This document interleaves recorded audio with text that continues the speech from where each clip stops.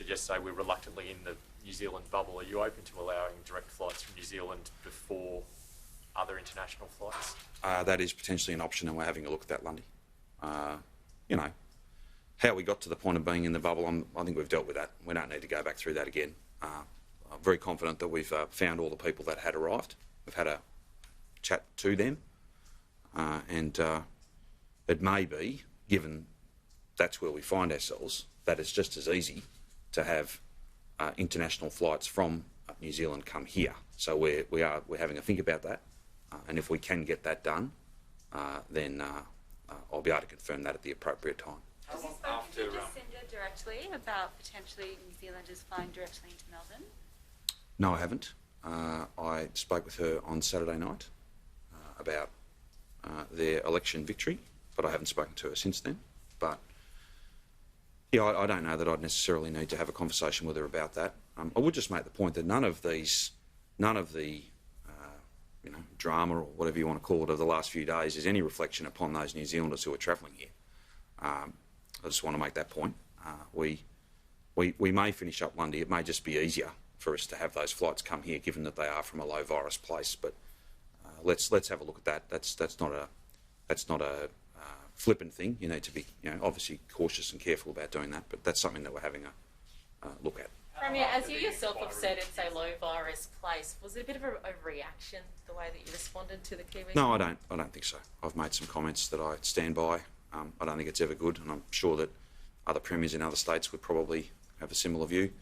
It's not good to have people turn up without any notice. But anyway, that's happened, and some of those were actually shearers going into regional Victoria who actually had the appropriate permits to go from Melbourne into the regions. So again, I've made all these points, and I'm not going back over ground that we've been well and truly over the last couple of days. We've got no problem with those individuals. The challenge was about, we were asked, do you want to be in it? We said no. Now we find ourselves that we are in fact in it. That's fine. We'll work it through. There's nothing to be served, I think, by this sort of toing and froing. But I don't think the points that I made on Saturday were unreasonable in any way.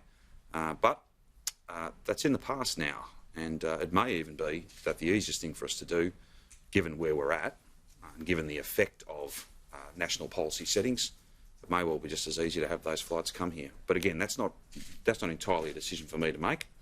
We'd need to talk to some other people, including Melbourne Airport. I would think about that. I'm pretty sure they'd be keen to have them back, have as many flights as possible. Anyway, I'm not interested in going back over those things. After those numbers, the asterisks, why have we included the interstate Victorian case as an asterisk in today's numbers? I thought there's a protocol. No, so what'll happen is we get advised of the positive, and that's the most urgent information. And the default setting is, have they got a Victorian address? So we do that as fast as we possibly can, because there have been equally cases where people have had an interstate address, but they haven't been reported in their numbers, but have been found here. So we've wrapped a public health response around them very, very quickly.